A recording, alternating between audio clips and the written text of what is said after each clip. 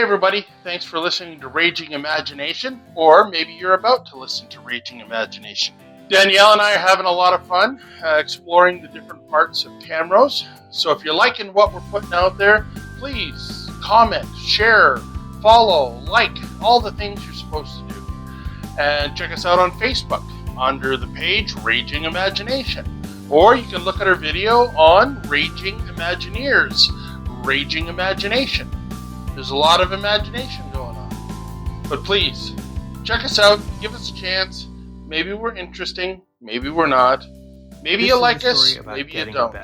William is born October 15, 1970, and grows up in the San Gabriel Valley in California. By the time he gets to high school, William is absolutely obsessed with music. He loves classic rock like Kansas and Blue Oyster Cult, but he really loves heavy metal. He fantasizes about being a famous musician and opening for bands like Iron Maiden and playing with Eddie Van Halen. The problem is William doesn't actually know how to play the guitar, but he has everything else planned out. Him and his best friend have a band name, they have a logo, and they own equipment. They both own guitars, and they own a full drum set with the band's logo on it, even though neither of them know how to play it. But they're convinced that their band is going to change the world. They have some disagreements about how they're going to accomplish this. William thinks the band needs to get better equipment. His friend thinks they should concentrate on making music videos, and that will attract the attention they need. But the two friends are so busy planning this band and practicing in their garage that they're doing horribly in school. And by their senior year in 1988, they're both on the verge of flunking out.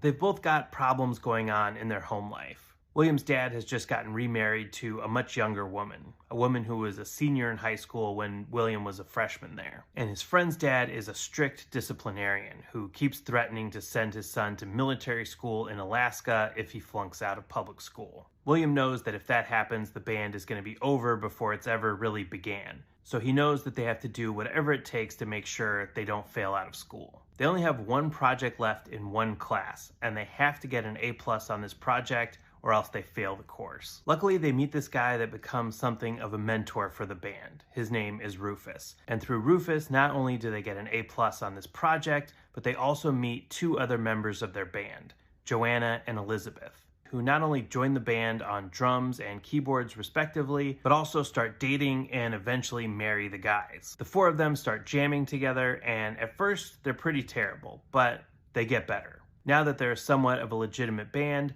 they sign up to play a battle of the bands in their city. But before they play this battle of the bands, they complete their full lineup. On percussion, they get a super intelligent alien named Station, and on bass is Death himself. Not to be confused with the metal band Death or Dead from Mayhem. No, this is the actual Grim Reaper. And now that the lineup is complete, William Stanley Preston Esquire, who goes by Bill, and Theodore Logan III, who goes by Ted, and their band, Wild Stallions, win the San Dimas Battle of the Bands. And through some strange circumstances, this Battle of the Bands actually ends up being broadcast throughout the world. This performance launches Wild Stallions to worldwide fame. After this, they play concerts at Wembley Stadium. Their albums, which have holographic covers, go to #1 on the Billboard charts. They even end up playing on Mars. But even more importantly, Bill and Ted both have daughters with their wives Joanna and Elizabeth, who I forgot to mention are princesses from 15th century England. And Bill and Ted's daughters write a song for Wild Stallions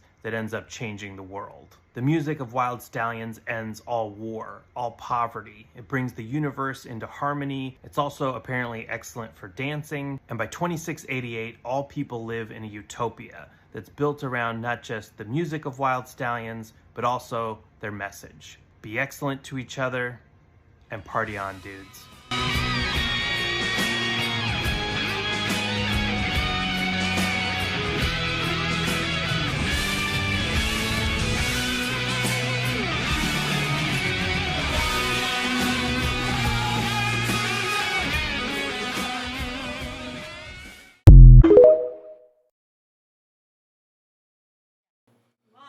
Hey, we're live there?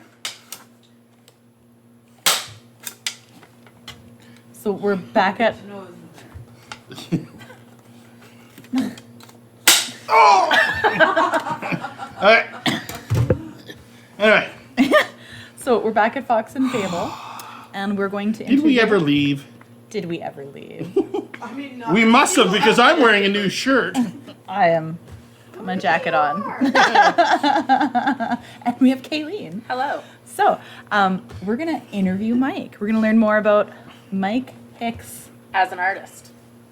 the brains behind this podcast. Okay. I have a list of questions for you, Mike. You can grill me. I'm ready. Ash very nicely wrote out for me. Okay. What is your first memory of the arts? I cannot confirm nor deny. Oh, sorry. What? First memory of the art? So, like, when was you're like, oh, wow, that was super cool. Or, like, you're, like, drawing a picture. When you first realized what art was. Oh, see, that's a different... to it. It's a different question. I don't, for me, I didn't understand what art was until I was probably closer to 40 years old. I mean, I love to draw. That's fun. I like drawing. Wow, that looks so realistic, and that's cool. Yeah. But I didn't recognize it as art. So I started drawing at a very young age. Yeah. And I drew all my life. I learned how to draw through comics, Conan magazines, other magazines, The Human Form, I'm very good at. And then... what's that? Horses. Oh, yeah, I did that. Yeah, right. I drew Tippy the turtle when I was like 12 or so, and then I was enrolled in the Minnesota Art Institute or something like that, but then we couldn't afford to keep up with it. But it taught me a lot on shading and certain dynamics. So that was probably so I was 12 or 13 when I first understood an aspect of art that was other than what made me happy. You know what I mean? Yeah. That endorphin that you get. But that one is like, oh, there's skill. Yeah. There's learning, there's practice, and that's the first time. We'll go with that one. I got a question then for you with that. So you've obviously been involved with arts as being younger, but what was the first moment where you defined yourself as an artist? Not just doing art, but you are an artist. I love that question. So if we go back to when I learnt theater, when I stumbled into theater in Camrose, it had to have been a good 10 years before I associated being on stage with being an artist. It was a tool at that point. I get to express myself. Yeah. I get to let this go. People look at me. I get to draw in attention. And for a time, that was good enough in the sense, like, I got people to applaud me. I got people to look at me. And I was talented enough that I could pull in certain things. But it had to have been probably early 40s when I realized the profound nature that art can have on people, and that I could impose, or not impose, but I could impart on people. Yeah. That's when it was. So it had to have been in my early mid 40s. And was that a specific show that did that for you, or is it just suddenly just like all of a sudden it was just like oh? Well, actually, now that I think about it, let's amend that. Okay. This will be the First Amendment. I'll skip to the Third Amendment because I don't want to touch the Second Amendment. But the First Amendment of that is actually, it was like 3 years after I started with Church Mice.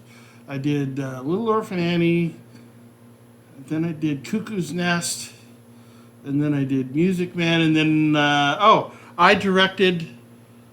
I wanted to be Kenny or Lenny from Of Mice and Men. Okay. Okay, John Steinbeck, and I said, "Hey, Church Mice, we should do this show.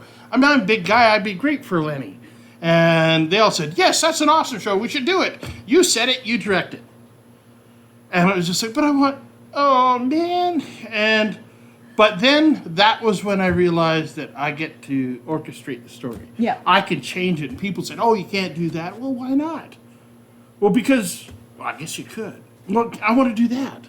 And that's when I realized the artistry of not being the focus, but now there's a lot more into that as a director. Yeah. So that would probably be, So that was probably that first moment. Yeah. Cool. That's really cool. Yeah. Mid-30s. Mid-30s. Yeah. Yeah, which is really interesting. So from drawing so young and you're not calling yourself an artist to that long of a time period. It was just fun. I just did it for fun. Yeah. Yeah, you know. And I'd imagine when like your approach to direct the first time, like how nerve-wracking that would be. Oh, they made me direct. And it was like, some of my best successes were when I was so far over my head. Yeah. And I dove in and I found out that is a legitimate way to live. that, and I would have said for many years that you should always choose me because I'll always find a way. Yeah. I might not do it myself, but I'll find somebody who can teach me or that'll do it, and we'll find a way to get it done. And Yeah. working with you, I would agree with that, absolutely. Okay. Like the way that I can see you network with other people or find a solution, I can definitely agree with that. Yeah. Oh, yeah. It may not Yeah. be what everybody agrees with, but it's a solution and it makes the most sense. Yeah. And I can see why you make the decisions that you do. Yeah. That's interesting. It's a compliment. It's a compliment. No. And I totally Absolutely, take it yes. that way. Yeah. I mean, you know, there's we all want to be mysterious, and we all want to be loved, and we all want to be this, and we all want to be that, and you know, my mysterious side is so far back there nowadays. I want to be understood, and Yeah. I want to be taken for who I am and what I want to be, and you know. It always drives me nuts that, you know, I'm arguing. If I argue, it's because I want to understand. I want to learn. Yeah. I'd rather be wrong than to not come out of it with any knowledge. Yeah. I'd rather go, oh, shit, you're right. I'm sorry. No, that's so true. I'll have to implement that. Yeah. Rather than we've gone nowhere. Yeah. We're just, Just arguing Yeah. for the sake of arguing. yeah. So, Right. So do you think art is important to society? yes. Yes. Sorry, you want me to think about that one? No, you don't have to think about that one at all. No, I totally didn't 20 years ago think, you know, art was just for entertainment, for Hollywood, for my fun, my enjoyment. But now I look at, you know, different stories can impact differently. When I get onto a stage, I want somebody to walk away and think about, you know, why? Wow, that burglar was not comfortable in that situation. And I feel bad for him. Why do you feel bad? And then that educates and that learns. Yeah. I've learned so much from so many people around Camrose that I call bullshit, but they were right.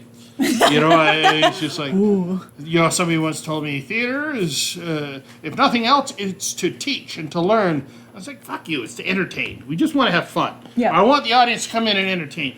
And although sometimes that's what it can be, and that's fine, Yeah. but most often, if you can teach or educate or somebody pick something up and learn something, it is so much more important. And that's how we tell stories. Yeah. You know Homer? He wrote the Iliad. I was gonna go with like Homer Simpson. No, He did not write the Iliad. that's where we get a lot of our history from. Yeah. As vague and whether it's real or not. The Homers from the BCE era. Yeah. You know, so I have the Iliad at home on my bookshelf. it's an interpretation, right? Well, would it has hope to be an so. interpretation because it was written in Greek, Latin, or something like that. It was like written in ancient Greek.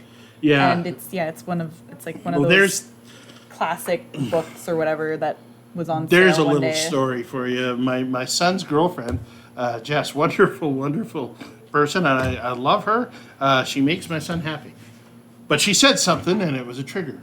Okay. She said, we were talking about the movie Troy, and she said, she's a little thing, I wish they would, it was a good movie, wasn't real historically accurate, which is the first trigger, and then she said, I wish they would have made Patroclus Achilles' lover like they're supposed to be.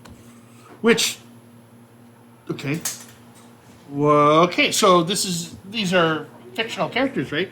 So, but it inspired me, and this is what art is. All of a sudden, I go back, now I'm looking at the Iliad. Now I'm researching this movie. I'm researching the different interpretations of the Iliad by different people. Which is interesting too, because like we also see that go through with King Arthur and all the different interpretations Exactly. of that, Yeah. right? Yeah. There's a lot. So Oh, many yeah. different ways that has been spun and portrayed and drawn and painted and told, but it's all verbal. And the Iliad Yeah. is harder to read than Shakespeare, and it's vague as the Bible. So you can Yes. take that and interpret it Yes. what works for you, and I think that value, and that's important. And my son's girlfriend made me realize that the perspective and the view in which you receive art from Yeah. is just as valuable as what that art is. So she is incredibly fair, accurate, and right in her perspective Yeah. of what that is. Yeah, And that too. I don't see it as strongly as her Yeah. because I'm looking through a different lens, a different bias, and we're both very accurate in this sense because it's written that way. And to me, good art should be talked about, not just you. Yes. That's how you know. I'm scared and to bring it up. It doesn't have to be good in your eyes, Yeah. but it's still a strong piece. Gets people talking, changes Yeah. culture, changes ideas, Yeah. gets you to Yeah. know other people with their views. I'm afraid to bring it up because my son likes to avoid emotional conflict a little bit. So anyway, All right. that's what it is. So this carries on with that. Can you respect art that you don't like? 100%. Excellent. I mean, yeah, you have to, once you acknowledge that it's art, then you have to respect that there was intent in that happening. Yeah. And somebody created that for a purpose. yeah. And for whatever that reason is, maybe that purpose was to aggravate people in order to make that emotion part of that piece of work. I don't like it, but I respect what they're doing. A lot of times too, like I'm learning as I'm getting older too, like the time that it takes to create it. Oh, I may yeah. not understand it, I may not like it, but respect on the time that it took for them to put their vision together. Yeah. That's intense in the sense that Suzanne just did that in 20 minutes or 15 minutes or whatever it was. Ah, man, that's so impressive. Yeah. Respect the fact that they took the courage to get up and show their art. Yeah. That's another element too. I mean, which is, I guess that could be peripheral to art, or is it symbiotic with art, where to have the courage to present your art. Yeah. I mean, it's easy for somebody could do it and then live under a pseudonym or a pen name, and then you could hide behind that. And if it's good, then I'll come out. But for a lot of people, drag shows, inexperienced young people just coming up into their art to present that publicly is hard. Well, I even think of like Banksy, could come out and he's not. He's not eating up that fame. Who? Banksy, like the graffiti artist, Oh, okay. right? Okay. Everybody knows who he is, but he hasn't shown his face. Okay. I don't know who he is. That's good. You said that night. Yeah. There's a movie that parodied that guy. They used him as a. It was an okay movie. It had Kevin Hart. Okay. Of course, they had Kevin Hart. What's that? Of course it had Kevin Hart. Yeah, it's just like, right. My questions. Do you think AI is an art form? I've actually talked about this and I've thought about this. Somebody has to program and input the elements to create that art. So, is it an art form? It could be. So, in the sense that if you tell it to create this element, and that element would be different if you use 3 different elements. Yeah. And the mood you're in, if you're the implementer of those, you're in a different mood. You're in an angry mood. You're going to have 3 different things. Yeah. Implement, and that's going to create. Now it's a smaller, in the sense of to do something creatively, manually. To me, is more impactful. But I'm not ready to completely diminish AI as an art form, if you know what I mean. I don't like how it steals art, but at the same point, it also has no soul to it. But could you do something and say, "Look what I did," and it's AI, and then would you feel the soul into something if you don't know it's AI. I think that the soul comes from the mistakes and it not being perfect, not having 6 fingers and 3 sets of teeth by accident. Just like those AI videos of gymnastics. So they're Like the monsters. Just like their legs just. Ooh. there is a joy in the imperfection of reality. Yeah. Yeah. And I don't know if joy is the right word, but there's a truth to it. Yeah. And I respect that. Have you seen the I love these new AIs. You're looking at a sushi roll, then it rolls over and it turns into a grub worm. The mashed potatoes turns into little polar bears. You keep sending me those. It mess me up. Like a person who likes to eat food. Oh, I know. Kathy, my wife did not like the sushi one. But I even remember, it was probably like 15 years ago, but I saw someone Photoshop a piece of pizza into a model just to show. Oh, yeah. Right? I've seen like that. Yeah. So to me, it's like, that's kind of scary. Like, that Well, skillful. Yeah. That's an art in itself. Yes. Yeah, no, I've seen that too. So it's skillful and artistic to make something out of something else. You know, you could go down this rabbit hole and until you say make art and then it creates something that's legible and has both subjective and objective sides to it, then that's when we get scary. But that is going to be just before Skynet takes over the world, and we'll be dying shortly thereafter, so it won't matter. So, Apocalypse. yes, that's right. Yeah. We'll just end up in the Matrix. Yeah, Probably already are in the Matrix. we could be. I'm waiting for the zombie wave first. Oh, take me out of it first. I don't want to live through it. Oh, I'll have some fun with that. Have a little bit of fun with it. I want to meet Keanu Reeves. That's my point. Oh yeah. Oh, yeah. Love him. Oh, yeah, everybody wants to be. I want to make a movie with Keanu Reeves, Brendan Fraser, and Ryan Reynolds. There we And go. and we just have them sitting around a table saying nothing, and you'll make $1 billion in Canada. I will Whoa. pay a lot of money to see that. Yeah. No, I thought about it. You get a movie with those two, and they'll each play their Brendan he won't be like he was in Mummy, Yeah. but he'll be an architect type, but like a professor. And Keanu Reeves will be like a retired cop, and then Ryan Reynolds will be. What would Ryan Reynolds be? Just Male an asshole, a brutal, and they're trying to solve. And they all hate everybody, and they're all trying to. They make a big wager on who can do the nicest thing for somebody else, and they gotta, because they're all assholes. We'll parody the whole. It'll be like opposite Canada, like they're all total assholes, and they're all made a wager on who can do the nicest thing for humanity, and they're all just trying to one up each other. And then it's like at the end, it's like, fuck you guys. What do you think? You're Canadian or something? That'll be like the last line of the movie, something like that. My question was like, so if you could work with any actor in the world, those three. Oh, now that's a different question. I think that would be a blast, and I would love to do with it. But what's his name? Joseph Gordon-Levitt. I think he's so profound, and I think he views art and acting as a next level. Okay, I need someone to say something that he's been in because I can't. There's a hit about you. He was the guy who loved the younger sister. Okay, he was okay, made famous by Third Rock from the Sun. Okay, Yeah. I can't remember names. He was Like, Robin in Batman, Oh, okay.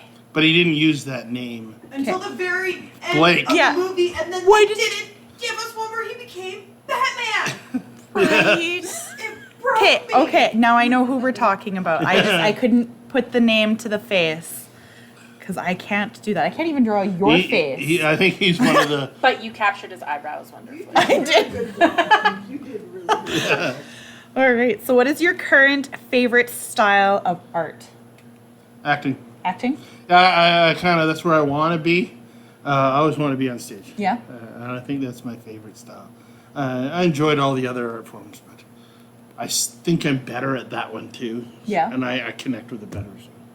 What about something that you don't connect with?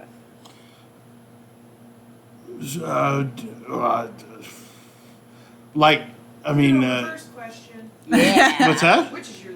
I said Uno reverse question. Which is your least liked style of art? Well, if we look at rap and heavy metal, that's my least favorite song genre. I think I would tend to shy away from aggressive forms of art, violent aggressive forms of art, which Okay. is, but there's intense aggressive forms of art that I could get behind. Yeah. And it's not an all or nothing, it's just in general. To me, Yeah. it's paint pouring. Paint pouring? Okay, yeah. Oh, that's just annoying and satisfying at the same time. Right? Like, I understand the relaxation, the satisfaction. Yeah. It can turn out really cool, but I'm like, but if anybody can do it, Yeah. Where's the... where else? Yeah. Like, Yeah. find something that makes you, that it's your style. Well, that's Not just the point of getting like the it done. paint pouring is being willing to let it happen and let Absolutely. it go. Oh, that can be Yeah. painful for some people Yeah. who have control issues. Like, Do you know any of them? I did a paint pouring with my sister-in-law, and she is a very talented artist, and she's trying to make her paint pouring picture into something magical and profound, and just she did a really, really good job. And I'm just like, okay. Oh, man. And I think that's how I see it more as just like, okay, I'm done. I'm like, can I have another canvas? And then I was just like, okay, now we're going to like take this glitter and we're gonna put some glitter here, and we're gonna do this. I'm gonna put a gem there, and I'm gonna do this. I'm gonna do this and this, and like I just let it the background be what it was, and then I added to it. There's a guy on TikTok who does ink spot art. And he just goes, pop! And then he starts, and then it becomes this dark, beautiful, he's of Norse Oh, Scandinavian. okay, yeah, I've seen that. Yes, and he Yes. turns things into some of the craziest, wonderful pieces of art. And that is But you start with a random shape, not Yeah, going what yeah, you're gonna you turn just- it to. Yeah, yeah. flop. Yeah. So like, I like how it's Watercolor. I hate the idea of trying to do watercolor. Do you know what? But it's so brilliant when people are good at it. I found out the hard way that it's absolutely backwards too, as a pencil artist. Are you saying it's easy? No. Good. It's backwards. It's backwards. So you were like it's light to dark and dark Oh, okay. to light. It's two different things. So depending on how your brain is naturally honed in on your values and your shadings and the actual Okay. lighting of it, watercolor is very easy for somebody or very hard. I don't think that there's an in between. Yeah, I think art that you start with a big picture and then fine tune it, that's problematic for me. And screw drying time. I focus on that, and then I work around, and then I work around, and then I realize the proportion of that is way off. Yeah, and fixing it's harder. Yeah. You can't just erase it. You can't just paint. But then that over it. becomes your No. style. Yeah. Yeah. Watercolor is hard. Meticulous, I think. Yeah. Yep. Is there an art that you have wanted to try that you just haven't gotten around to yet? I would like to sculpt. I would like to get into possibly a clay type sculpting type thing, and see if I could do a reasonable face or a sculpture. I thought that would be really interesting. I'd like to try sculpting. That would be cool. Yeah. I could see you being good at it. I could also see you yelling at mud. Oh my God! At the shop, you can always tell on Mike's good day or bad day. Fuck, Mike. Shh. Oh, sorry. So we need to get Mike some Play-Doh. Get some air dry clay. I have air dry clay at home. Is it time sensitive? I have to be able to have her done in that day. Oh, Well, yeah, you could sculpt it that day and then you let it sit there and dry for 24 kill. hours. Okay. No, that's fine. And it's cheap to start, so you're not spending $50 and you're like, I hate this. Yeah. Okay. I do it with my kids. Yeah, okay. Exactly. And I hate the smell of Play-Doh. Passionately hate the smell of Play-Doh. Me too. Like instant migraine. My poor kids. They love Play-Doh. As soon as somebody mixes the colors of the Play-Doh, I'm like, how dare you? I'm Oh, done. I That's know. when I just walk away. Oh, I God. can mix paint, not Play-Doh. Me and my youngest daughter have gotten into mixing Play-Doh with different textures, like mixing it with slime. Okay, I'm with her on this one. softer Play-Doh, No! No. mixing it with like kinetic sand. I'm very to get sensory, kinetic but no. Sand Play-Doh. I think my I- favorite was just straight up just regular sand mixed in with the Play-Doh. I've made I home make my own Play-Doh now because I just can't stand the smell of store bought, and I will make it smell nicer, but I will make it coarser. So like add coarser salt instead of like the regular salt. And I do like that, but I don't like slime at all. No. See, I on its own, so I was like, oh, you mixed it in with Play-Doh. Well, it should be less slimy. Nope. No. Oh, yeah. No. This. But you stick it in a balloon, it makes an awesome squish. Sorry. It's too close to boogers. Yeah. So, I can handle boogers. I can't handle slime. no. What is something that you just can't handle? What gives Mike? I oddly agree with the boogers comment. I don't like snakes. I can't handle that. I can handle spiders. I have cinematic genre crossover issues, right? Yeah. Like in the sense, like, I like a drama, I like a comedy. If you're gonna mix the two, it gets difficult. Yeah. You have to match it well. I like a rom-com. Yeah. Because there's a suspension, a pull away from reality. Nobody actually is that dumb about, those misconceptions, but it's fun and that sort of thing. But some movies, I know they want to go deep into this emotional whatever, and they throw in comedy in weird places, and it bugs me. And it's like throwing a Monty Python scene in the middle of The Godfather. It just doesn't work. It wouldn't work. Agreed. And unfortunately, Broadway tends to do that, and they want. I am picturing it now too. The argument. The argument. It's like how did they paying for an argument? Like, what's a good argument, and have that in the middle of The Godfather? Oh, okay, yeah. It's just like, and then the movie wouldn't have the same impact. No, I know, but I know. Like it could happen.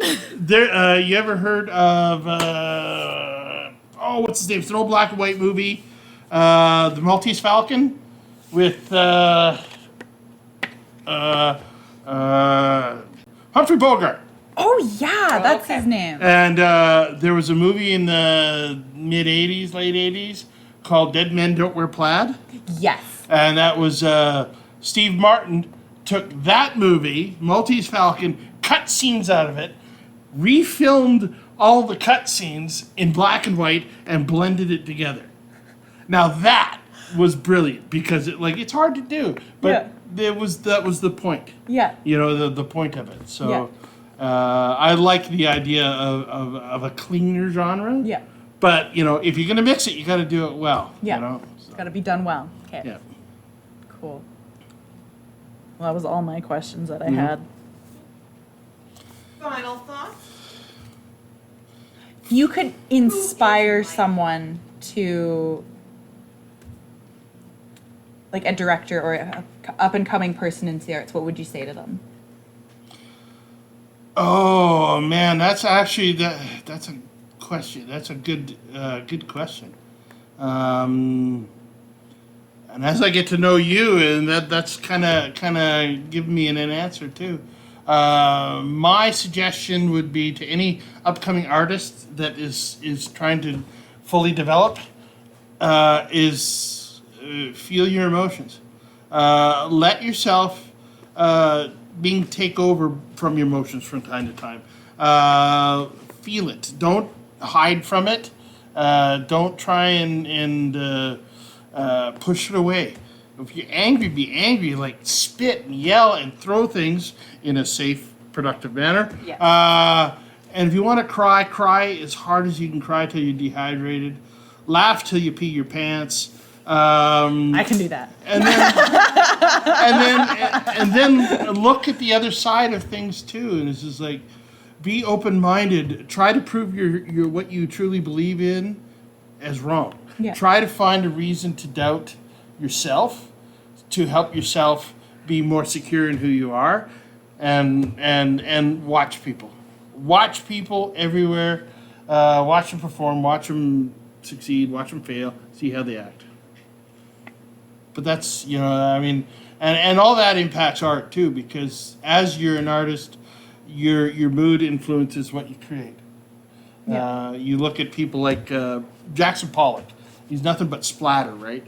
But those splatters were intentional. That the color he used was the mood he was in, Yeah. the amount of force he threw that brush, or whether he drizzled it and let it fall into place. All those are factors in to create that abstract work. It's so, be open-minded, don't close any ideas off. That's my biggest thing. I got one for you. What would you tell younger Mike as an artist? Like what you could wish you could tell yourself before you realized that you were an artist? Eat less carbs. Eat less carbs. Work out a little bit more, and don't believe what you believe is fact. Don't be so aggressive with what you believe is true. Open your mind. Explore other truths, other possibilities. I consider myself a slow learner. I consider myself a much wiser man than I was 10 years ago, compared to 20 years ago, compared to 30 years ago. And it'll continue. Yeah, I should have been. I should have been this smart when I was in my mid-30s. But we knew everything then, right? Well, yeah, I was just coming off. I was getting into art. Oh, this is easy. I can do this. Yeah. So, I mean, you always think you know more than you do. Even now, there's things like, God, I wish I could put it into better words so that you understood me, and then that would be, yeah. Then people would understand. I disagree with that, but it totally makes sense. Yeah. I mean, that's my pet peeve. Is just like, and I do it so terrible sometimes. I get triggered into an argument, and I just puke out words that I'm angry about. And if I can calm myself, okay, why? Explain to me. Let's go through this at a slower rate, and make me understand. Help me understand. Yeah. I need you to understand, and that sort of thing. So that's there's a few people in my life that I need to do that with. Slow down. Don't let them. No. Not you, Dad. Not you. Slow down. Don't let their words trigger you. You know. That was my. Where's my interesting things? Right there. Less carbs. Work out more. That was something I wanted to be. People's behavior and sarcasm specifically, right? Yeah. I get triggered by that when people resort to sarcasm and making jokes about a topic when you're trying to have a discussion. Yeah, sorry To about me, that. that suggests that they don't have an answer, and they're trying to subvert into blaming something else. And so, well, if you say, why do you think that's bad? Well, why do you think it's good? Well, I didn't make the statement. You did. Yeah. So, being defensible and that sort of thing. So, and I know people that are closed off in that sense too, and then they don't want to talk about profundities and anything. They just want to bark their opinions or whatever. Yeah. So, all right. That's Mike. That's Mike in a nutshell. Oh, Mike I'm in a nutshell. Mike in the arts. I want to know about the Air Force connection. Oh. We can do that probably in another podcast Okay. because I'm in a time crunch. Okay. So that is time. Okay. How long was that? Ish. About 34. 30. Yeah. I'll cut that down. I'll probably cut that down to 15 maybe. Yeah. Hey everybody, thanks for listening to Raging Imagination, or maybe you're about to listen to Raging Imagination. Danielle and I are having a lot of fun exploring the different parts of Camrose. So if you're liking what we're putting out there, please comment, share, follow, like, all the things you're supposed to do. And check us out on Facebook under the page Raging Imagination. Or you can look at our video on Raging Imagineers, Raging Imagination. There's a lot of imagination going on. But please, check us out. Give us a chance. Maybe we're interesting. Maybe we're not. Maybe you like us. Maybe you don't. Like, share, and follow. Cheers, everyone.